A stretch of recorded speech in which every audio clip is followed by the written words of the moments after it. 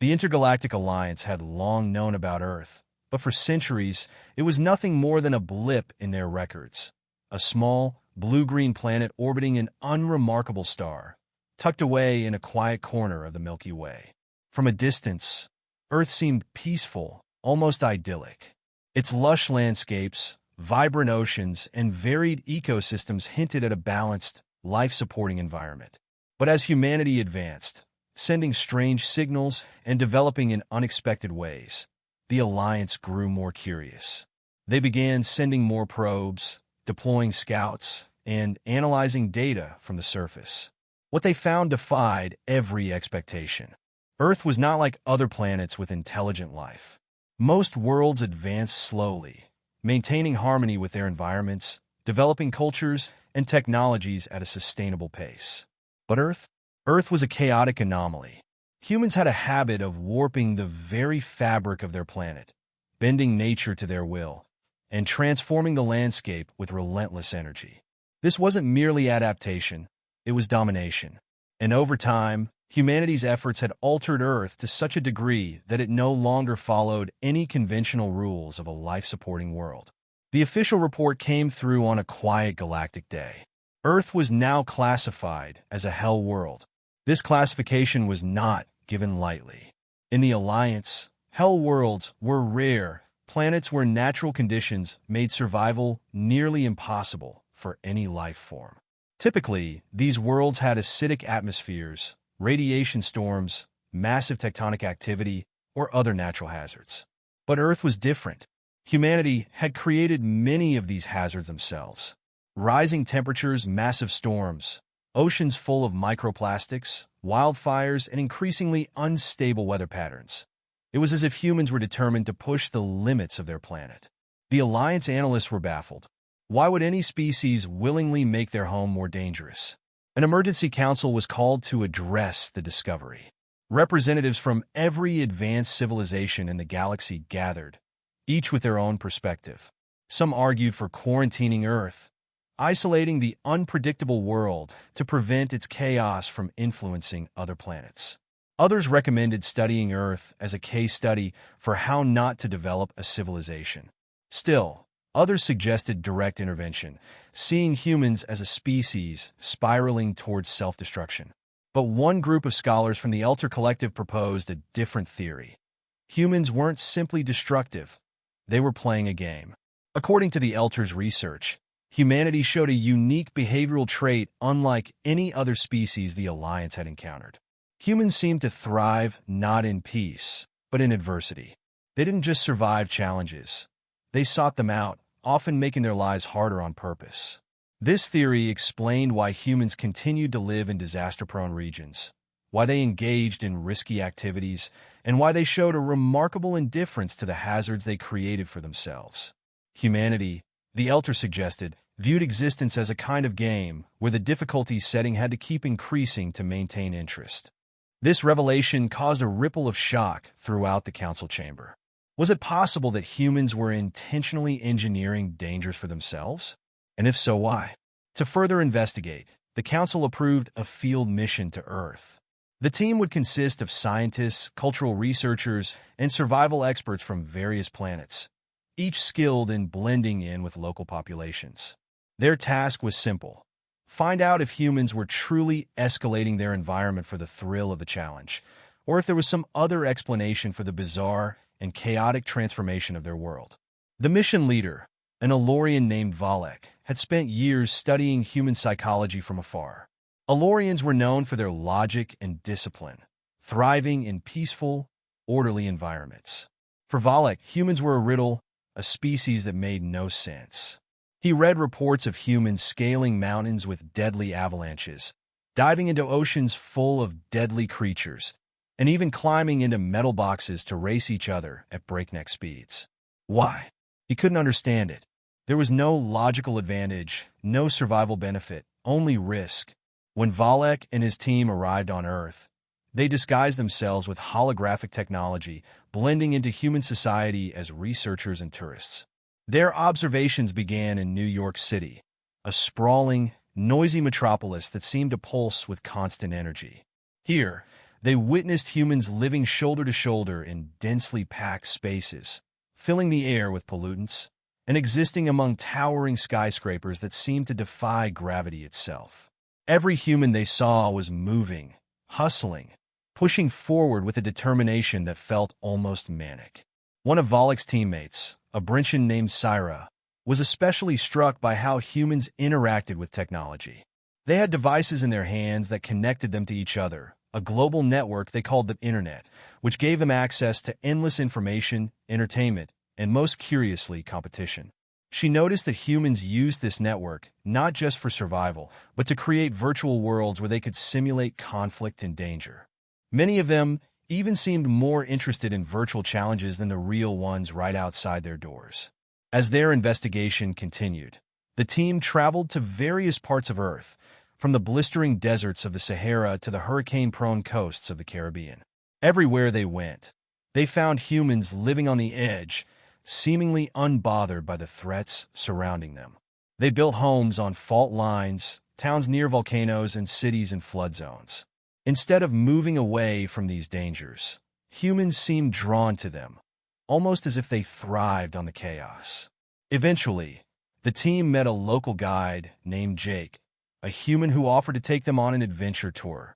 Curious, they agreed and found themselves in a mountainous region where Jake insisted they try a human activity called rock climbing.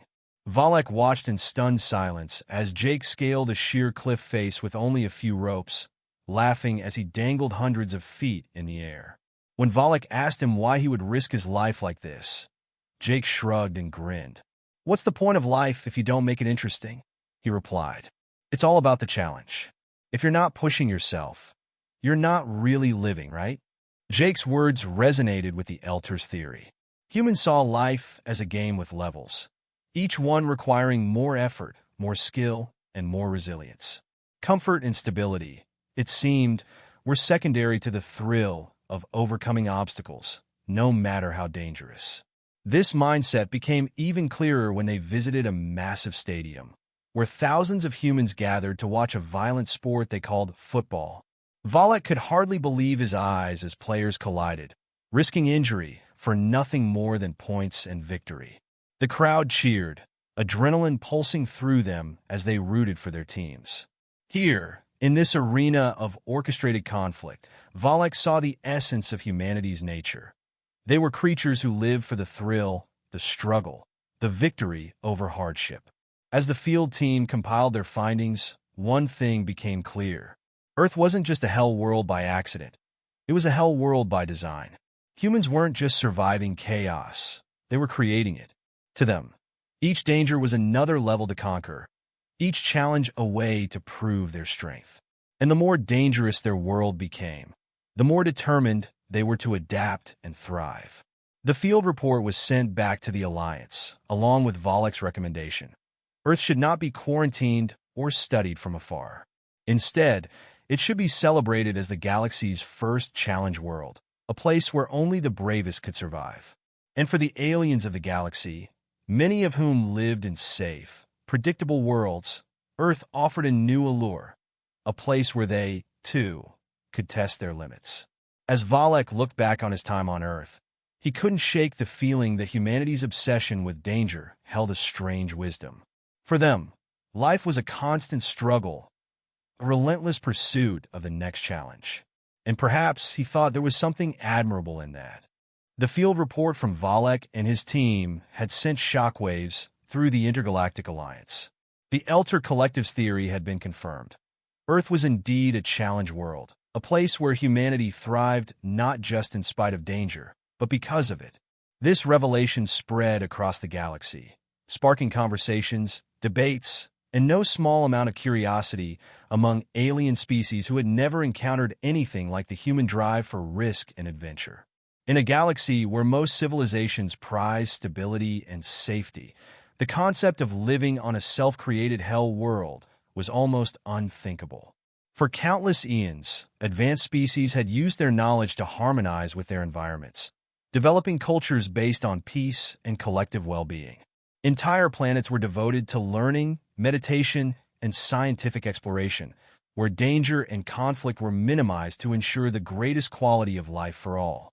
But now there was Earth, a tiny, dangerous world that seemed to attract trouble, and humanity thrived on it. Humans actively chose to live in areas plagued by earthquakes, floods, tornadoes, and fires, often refusing to relocate even after devastating natural disasters. It was as if they wanted to test their limits, using each challenge as a way to prove their resilience. This mindset was so foreign to the average galactic citizen that Earth began to draw curious visitors from across the stars, each eager to witness humanity's strange way of life firsthand. In the weeks following the report, intergalactic travel agencies began offering challenge tours of Earth, each promising an immersive experience in the ultimate game. The idea was irresistible to species who had grown weary of their safe, regulated worlds. For many, Earth represented a unique opportunity to experience the thrills that humans seemed to live for. Tourists from all corners of the galaxy signed up, each one hoping to catch a glimpse of the humans' fearless lifestyle. One of the first to arrive was Zyra, an Alterian biologist whose people had evolved on a world with minimal danger, a planet of temperate forests and gentle rivers. Alterians were scholars by nature, dedicated to the study of life and the preservation of peace. To Zyra, Earth was a perplexing mystery. She had read about humans' history of war, conflict, and relentless exploration, and now she wanted to see what made them tick. When she landed in the Amazon rainforest, she was overwhelmed by the sheer intensity of Earth's ecosystem. The air was thick with humidity, alive with the sounds of creatures large and small. Everywhere she looked, there was evidence of life in constant competition. Plants towering over each other for sunlight, animals stalking their prey with ruthless efficiency. Earth was not a tranquil planet. It was a battlefield of survival. Her human guide, a woman named Maria, was more than eager to explain the unique dynamics of the rainforest. She spoke with excitement about the dangers hidden among the trees. Venomous snakes, carnivorous plants, even swarms of biting insects. Maria showed no fear as she led Zyra deeper into the jungle, sharing stories of explorers who had braved these wild lands. To her, this wasn't a hostile environment. It was a place of endless fascination, a place that tested the limits of courage and endurance. As Zyra observed Maria, she began to understand the human perspective. For humans, life was about facing the unknown and finding a way to survive. They didn't avoid danger. They actively sought it out, viewing each challenge as an opportunity for growth. This mindset was almost contagious, and Zyra found herself both horrified and intrigued by the thrill that humans seemed to derive from these risky experiences. Meanwhile, on the other side of the planet, a team of alien engineers from the planet Zur, a hyper-advanced world of precision and order, visited Tokyo. The Zirians were known for their meticulous organization, their cities engineered to be resilient against any disaster. But Tokyo, a city constantly threatened by earthquakes, typhoons, and even volcanic activity, seemed to embody everything the Zirians had worked to avoid. They marveled at how humans continued to build skyscrapers, subways, and infrastructure in a place so prone to upheaval. Their guide, a structural engineer named Kenji, explained how Tokyo's buildings were designed to sway with the tremors, how the city's drainage systems channel floodwaters, and how the people were trained from childhood to react to earthquakes. The Zirians watched in awe as Kenji described the human determination to coexist with Earth's volatile environment. To the Zirians, Tokyo was a paradox, a city that defied natural forces by embracing them. Instead of avoiding danger, the people of Tokyo had learned to live alongside it, adapting and innovating with each new challenge. One evening, Zyra and the Zirian team found themselves at a shared alien outpost in Earth's orbit, exchanging stories with other visitors who had journeyed to Earth. There was Ron, a Mylaxian explorer from a desert planet who had experienced his first monsoon in India, and Thra, a Hythrian historian who had watched humans run headlong into storms as part of a sport they called storm chasing. Each visitor recounted their experiences, each story more bewildering than the last. What they realized was that humanity's relationship with danger wasn't limited to survival. Humans celebrated and ritualized their risks, creating sports, festivals, and traditions that revolved around pushing physical and mental limits. To them, life itself was a quest for resilience, a journey defined by overcoming obstacles and defying expectations. In their own way, humans had mastered the art of turning fear into excitement, adversity into adventure. Word of Earth's strange allure continued to spread, and soon an unofficial competition emerged among alien tourists. They called it the Hell World Gauntlet. Participants would travel to Earth to experience as many human-engineered challenges as possible, surfing hurricane waves, climbing icy peaks, running through deserts, and diving into oceans filled with powerful currents. The more extreme the experience, the higher the respect they gained back home. The Galactic Council, however, was wary of this trend. Earth was still classified as a hell world, and they worried that alien fascination with human challenges could spiral out of control. They feared that Earth's unpredictable environment, combined with human ingenuity, could turn deadly for visitors. The Council issued a series of warnings, advising tourists to exercise caution and respect the risks. But the warnings only seemed to attract more thrill-seekers, and humans quickly noticed the influx of curious aliens eager to test themselves on Earth's challenges. Some humans found the aliens' curiosity amusing, while others saw an opportunity. Earth's tourism industry boomed as companies began offering specialized adventure packages for alien visitors, promoting everything from volcano expeditions in Hawaii to deep-sea dives in the Mariana Trench. One of the most popular guides among alien tourists was Jake, the same thrill-seeker Valek had met during the initial mission. Word of Jake's fearless nature had spread, and soon he was leading groups of extraterrestrial clients on dangerous excursions across the planet. Jake loved the attention, laughing as he watched aliens gasp at each new hazard, and he made a small fortune by taking them on increasingly daring expeditions. Jake's clients included Rikas, a Lithian known for his cautious nature, who had never faced anything more dangerous than a rainstorm on his home planet. Now, he found himself scaling rocky cliffs, his heart pounding as he followed Jake up a steep, unyielding path. At one point, they encountered a narrow ledge overlooking a deep canyon, and Rikas hesitated. But Jake turned back, grinning, and encouraged him with a phrase that had become famous among Earth's alien tourists. "This is what it's all about. Taking the leap. Trust yourself." With a deep breath, Rikas took a shaky step forward, feeling the thrill of the unknown wash over him. By the time they reached the top, he was exhausted but exhilarated, the fear and excitement mingling in a way he had never experienced. For the first time, he understood what humans felt, the exhilaration of surviving something they had once feared. As Earth's reputation grew, the Alliance began documenting the cultural exchange taking place. Humans were teaching other species to challenge themselves, to face their fears, and to embrace the unknown. And in return, humanity was gaining a new perspective, learning to see themselves through the eyes of beings who had always viewed risk as something to avoid. One day, Valek returned to Earth to check on his old friend Jake. As they sat together, overlooking a vast mountain range, Valek marveled at how Earth had changed the galaxy's perspective. "Your world is unlike any other," Valek said, his voice filled with a newfound respect.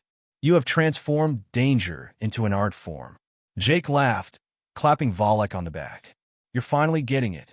Life isn't about staying safe. It's about pushing your boundaries, testing your limits. That's how we grow. And if that means living on a hell world, then so be it."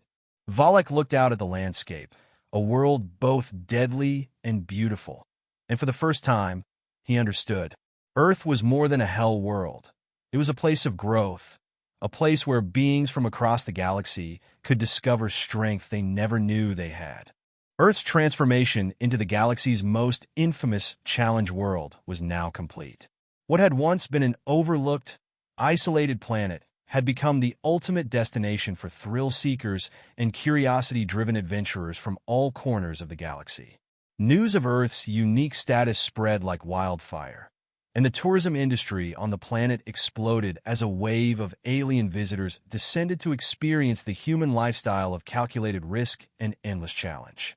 It wasn't long before the phenomenon grew beyond mere tourism. Inspired by human thrill-seekers and their relentless drive to push the boundaries, alien societies began to adopt a new cultural fascination with the concept of resilience, competition, and bravery.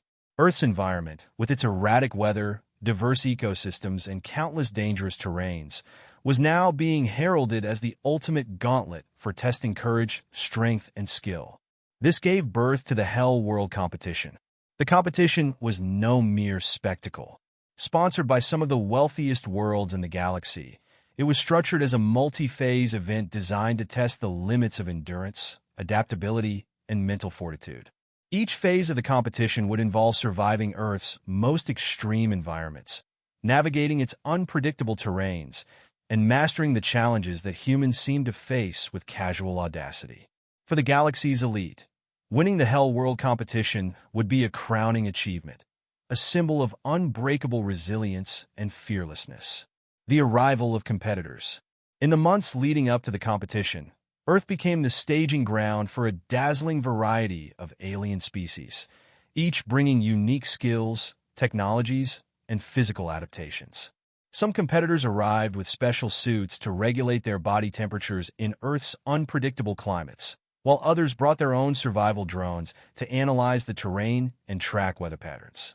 But even with all this technology, the competitors quickly learned that Earth was a realm of surprises, where technology only provided so much of an advantage.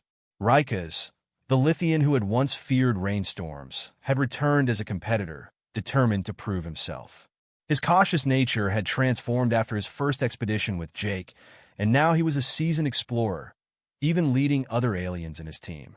He had become a local celebrity on his home planet, famous for his participation in the first round of Earth Challenge tours, and he was now seen as the ultimate underdog. The contestants came from every part of the galaxy. There were the strength-focused, rock-like Koroth from a high-gravity world, whose dense bodies were perfect for Earth's rocky mountains.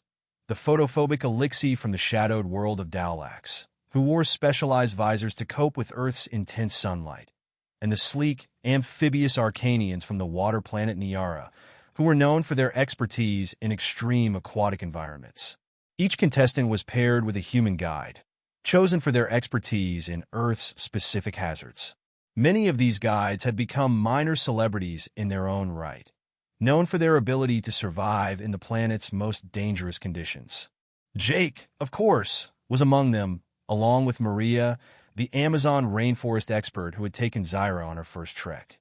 These humans had honed their skills through years of experience and had become known as Earth's challenge masters. The Intergalactic Alliance, observing from afar, sent a team of analysts to document and study the competition.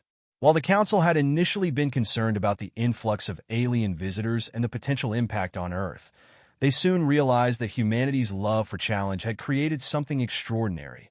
A place where beings from across the galaxy could come together and, in their own way, bridge the divide between species through the shared experience of facing Earth's wildest obstacles. The phases of the Hell World Competition. The competition was divided into 3 major phases, each designed to test different aspects of survival and adaptability. Phase 1. The Inferno Plains. The first phase took place in the blistering deserts of Death Valley, California. Contestants were dropped in the middle of the desolate landscape, with temperatures soaring over 50 degrees Celsius, and were tasked with crossing the brutal plains to reach a designated checkpoint. Despite their advanced equipment, the heat proved overwhelming for many competitors, as Earth's atmosphere absorbed and radiated heat in unpredictable ways, something even advanced alien technology struggled to handle. Human guides like Maria had warned them about the hidden dangers of the desert: venomous snakes, sudden sandstorms, and the risk of dehydration. But few competitors were prepared for the mental strain of trudging across the sun-scorched desert for hours. For beings like the photophobic Elixir, the harsh sunlight was almost unbearable, even with their visors. But those who endured found themselves changed, as they discovered a newfound respect for Earth's harsh beauty and its relentless challenges. By the time they reached the checkpoint, more than half the competitors had dropped out, overwhelmed by the intensity of the conditions. The survivors celebrated not just their endurance, but their ability to adapt to a planet that seemed determined to break them. Phase 2. The Tempest Shores. For the next phase, competitors traveled to the storm-lashed coastlines of Florida, where they faced hurricane-force winds and pounding waves. This phase was designed to test their resilience against Earth's fierce weather patterns and required them to navigate through coastal terrain battered by rain, wind, and crashing waves. The goal was to survive an impending hurricane and navigate to a rescue point on the opposite shore. As the storm approached, the human guides briefed the aliens on Earth's extreme weather protocols, sharing techniques they had learned from generations of experience. Kenji, the structural engineer from Tokyo, led a group in constructing makeshift shelters to withstand the initial blast of the hurricane, while Jake led his team through an evacuation route, shouting over the roaring winds.